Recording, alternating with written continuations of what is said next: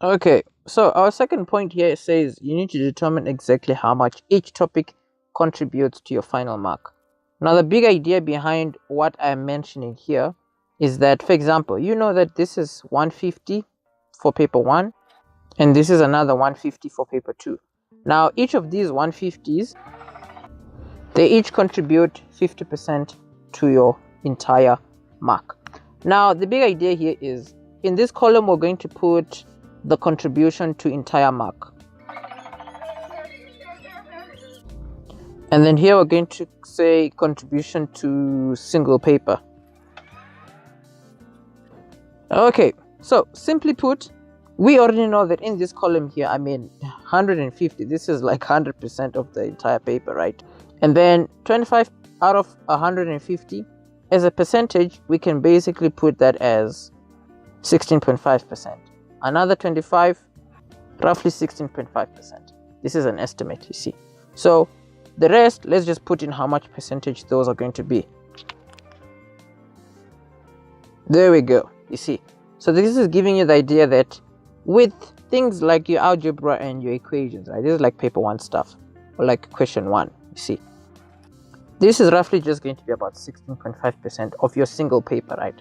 Of your paper 1. This here is going to be 16.5, yada, yada, yada, yada, yada. Now, the big idea here is each of these, this is how much they contribute to like a single paper. But then them contributing to your entire mark, remember, it's just all this divided by 2. So literally, what I mean is something like probability is going to contribute 5% to your entire mark. So this is giving you the idea that, okay, probability is not something you want to spend too much time on, but you want to spend enough time on it, you see. So the others, you also just basically just divide by 2.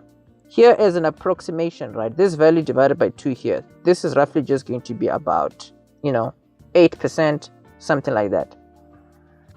There we go. And then here, 10%, this is clearly telling you that with your finance, growth, and decay stuff, that's roughly 5% of your entire mark. So this is giving you the idea that financial math is really not a huge portion to your final mark. The others, when you look at something like, functions and graphs and differential calculus, this is approximately 12%. You see, these are merely approximations. You see, but these approximations give you an idea of how much time actually needs to be spent on something. So this is giving you the idea that here there are basically 4 main things that you basically want to focus on. 4 main things that you somewhat want to really have a good idea of what's going on. And those 4 main things are your question 1 questions, your sequences and series. Here you can clearly see your functions and graphs and your differential calculus. Now obviously you already know there's a sequence and series course, there's a functions and graphs course that's together with the differential calculus course, and if there isn't a question 1 course yet, there will be one, but by the time you're watching this there probably is one. There's a course for all these, you see. So you can clearly see here, these are the 4 things that you mainly want to focus on if you're going to aim for like a really good mark. I'm not saying you should neglect probability and neglect finance and growth and decay.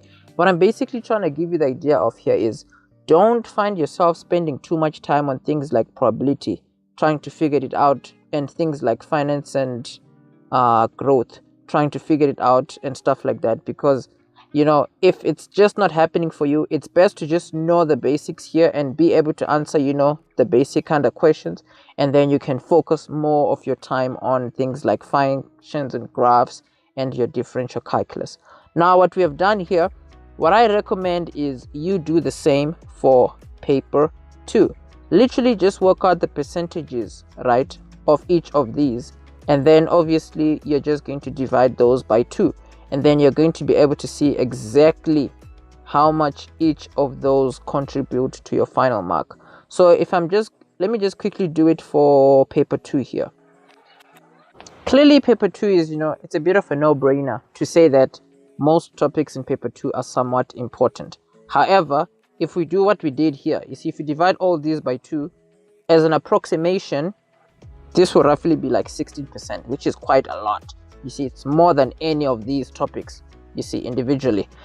Trigonometry, that's approximately 14% if you divide by 2 here, also approximately 14%. And then here, this is approximately just about 6%, you see, and these are just approximations. So if you think of it, paper 2 is, you know, a big deal when it comes to you getting a good mark for math, because the idea is with paper 2, you generally don't need to worry about too many topics, because these are just, you know, these are focused, you know, in the sense that clearly for paper 2, your focus should be on these 3. The good news is the stats in your grade 12 exam, it's okay. It's quite simple. It's something that you're easily going to be able to go through. So here, you see, if you're going to be aiming for a specific mark, you need to know exactly how much each topic contributes to your final mark. So again, if you're aiming for like a 70, you need to act as though you're gunning for 80.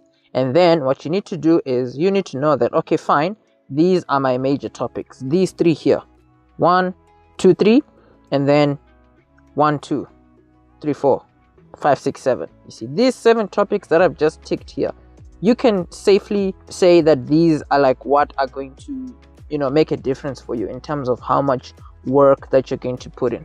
So in terms of me using 70% or 80% as like a reference point, you want to think to yourself, if you're going to aim for 80, you practically need 80% of this, 80% of that, 80% of this, going on and on and on and on and on and on and on and on and on, you see, because all those will accumulate and add up to a final mark of you getting roughly 80% for an exam, or roughly around 70. Because remember, we said know exactly what you're aiming for, then add 10% of it, because you need to act as though you're aiming for 80, even though you know deep down you maybe just want a 70. You need to gun for this 80, because funny enough, I mean, in best case scenarios, you will actually end up with that 80 at the end of the day.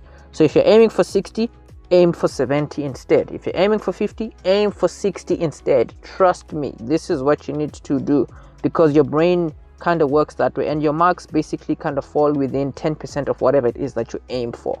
So always add 10% to whatever it is that you're willing to get. So that being said, we need to move on to our next point here, which is how much time you need to spend on a topic.